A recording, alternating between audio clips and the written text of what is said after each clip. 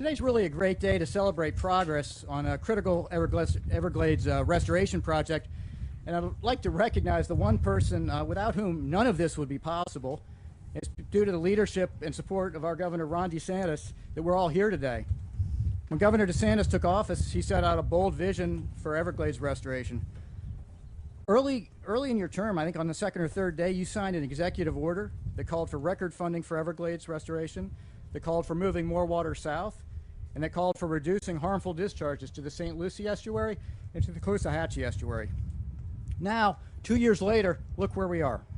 We've made real progress. We've broken ground. We've cut ribbons on dozens of projects critical to protecting America's Everglades. This is my third ribbon cutting this month. We're going to have to increase our ribbon budget. Some of the examples of things that you've been involved with, the EAA Reservoir. Many said it couldn't be done, but the EAA Reservoir project is actually ahead of schedule. Thanks very much to your leadership on that. The Caloosahatchee Reservoir on the West Coast, you came in October of 19th to the ribbon cutting on that. That's making good progress right now. The C-44 Reservoir and Stormwater Treatment Area, you pushed the button on the Stormwater Treatment Area, got the water flowing there. The Corps is going to finish that up in the next couple of months. With your support, Governor, these projects and many more are moving forward very expeditiously. Behind me, you're seeing more progress in action. By removing this old road, water's going to be able to move better from the central Everglades that our friend Ron Bergeron talks so much about into Everglades National Park. The completion of this project is going to put us one step closer to restoring America's Everglades. And one thing I'd like to say as you look around this event is we don't work alone. And I'd like to say a thank you to all of our partners and stakeholders for joining us here today. And of course, I'd like to say a special thank you to the men and the women of the South Florida Water Management District under the leadership of our Executive Director, Drew Bartlett, who helps to make all this possible. Now, finally, I can't say thank you enough to Governor Ron DeSantis for the opportunity to serve the people of South Florida, the opportunity to work on these Everglades projects, and the opportunity to be involved in the largest environmental restoration in the world. It's now my distinct honor, my pleasure to welcome the 46th Governor of the great state of Florida, Governor Ron DeSantis. Thanks, Thank you. Thank you. Thank you. Well, it's great to be here. Thanks, Chauncey. Thanks to, I know we've got a number of the other members. I see Ronnie there. I see Scott Wagner. I know we've got Noah is going to speak. He's doing a great job. Kevin Tebow also at FDOT. We also have Rodney Barretto, Florida Fish and Wildlife Chairman. Colonel Kelly, are you here? Yeah, Colonel Kelly. Thanks for all your work. We have Kenny Cypress from the Miccosukee Business Council. Thank you. And Pedro Ramos, Superintendent Everglades National Park. So thanks so much.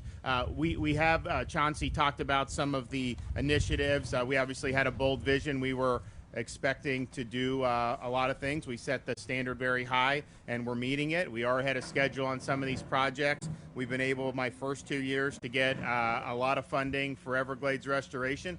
We also got a lot of support from the federal government. We got $235 million for 2020 and $250 million for 2021, which is obviously a very big help.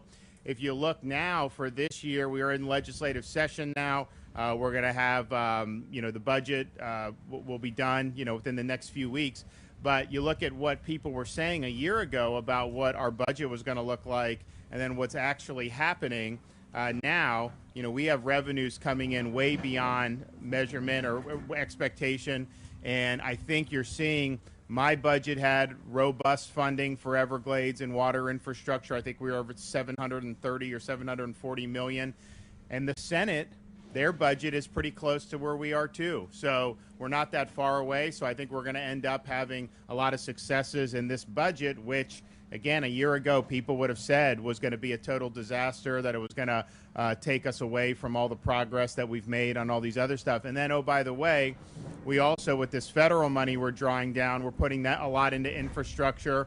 Obviously, I'm working with the legislature on that, but we have an opportunity to do a lot of stuff through our work program, also to do resiliency efforts to build some infrastructure to protect Florida's vulnerable areas. So we've got a lot of really good stuff going on. And I think this is going to be a big win in this legislative session for a lot of these key initiatives that so many Floridians care about. Also, when we did the executive order that Chauncey mentioned, we did set the standard. We had really high goals, ambitious goals for Everglades restoration water projects. We also said we were going to appoint a blue-green algae task force, as well as a chief science officer for the state of Florida. And I think it's been really, really good. We've incorporated recommendations from the blue-green algae task force and the chief science officer into last year's water legislation, which is really the strongest that Florida's done in a long time. And so it's been good. Now our chief science officer, the former Dr. Tom Frazier, is now the dean of the College of Marine Science at the University of South Florida.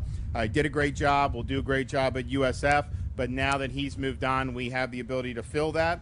So we are going to be filling that, and I think he's here today with Dr. Mark Rains. Mark, are you here? Yeah. Dr. Rains is our new chief science officer. He comes to us with over 30 years of experience in environmental science and hydrology, and he's going to do a great job for the state of Florida. So we thank NOAA for helping identify a good candidate, and I think we're going to continue the momentum. So if you look here, this is really an important milestone. We're highlighting this project to remove over 5 miles of roadbed from the old Tamiami Trail. What that will do is that'll improve the volume of water flowing south through the Everglades and support reducing harmful discharges from both Lake Okeechobee to Lake Okeechobee to Caloosahatchee and St. Lucie estuaries. Project has been a partnership with FDOT, Florida Department of Environmental Protection, as well as the federal DOT and the National Park Service, and we did get federal support along the way, which we appreciate from the administration back during that time. So this is a good big component of the SERP, which also includes the EAA reservoir, as Chauncey mentioned. We're really plowing forward that. I mean, there's a lot of obstacles. I mean, even though it was enacted and going, I mean, there was still opposition to it, but we've plowed forward. We've been able to make a lot of progress. So we think that all of these, the Central Everglades Planning Project, will help deliver additional clean water from Lake O south to Water Conservation Area 3, Everglades National Park, as well as Florida Bay.